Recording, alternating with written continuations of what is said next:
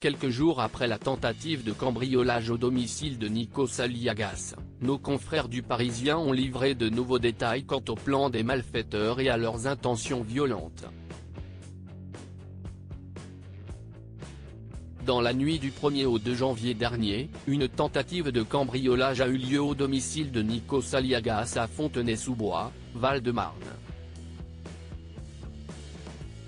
L'animateur star de TF1 n'était pas chez lui à ce moment-là, ni sa femme Tina Grigoriou ou leurs enfants, Agathe, née en 2012, et Andreas, né en 2016. À en croire ses récents posts Instagram, Nikos Aliagas avait décidé de fêter le passage à la nouvelle année en Grèce, d'où il est originaire. Présents ou non, les malfaiteurs n'ont de toute façon pas réussi à s'introduire dans la maison mais simplement à commettre des dégradations comme le rappelle le Parisien. Ils ont ensuite été interceptés par la police, après avoir été repérés, aux alentours de 3h30 du matin, dans une Citroën DS noire le long d'une artère résidentielle qui longe le bois de Vincennes. Une course-poursuite saine est suivie, laquelle s'est soldée par un accident. Mais les 5 individus, légèrement blessés, ont tous pu être interpellés par les policiers. Ces derniers ont par ailleurs fouillé leur véhicule et y ont retrouvé un attirail tout particulier, laissant penser que le groupe avait une idée bien rodée en tête.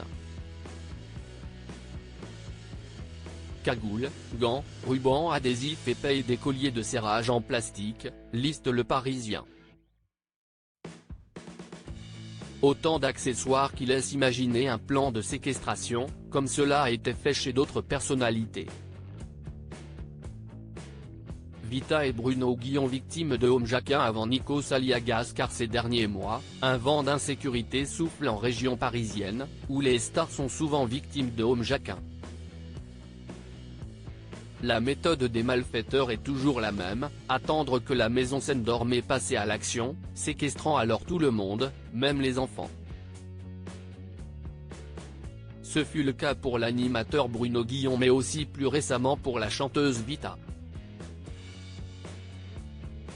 On imagine que, si leur plan n'avait pas échoué en raison du système d'alarme qu'ils n'ont pas réussi à déjouer, les cambrioleurs espéraient le même scénario autour de la demeure de Nikos Aliagas. Selon le magistrat qui a étudié toutes ces affaires et qui s'est confié aux Parisiens, il s'agit d'un phénomène de groupe et une équipée qui se voulait audacieuse en choisissant l'appartement de quelqu'un de connu.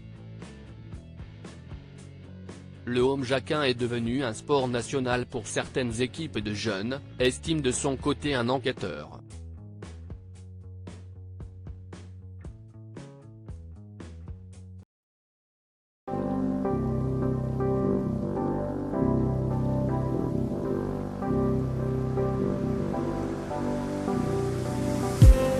I just need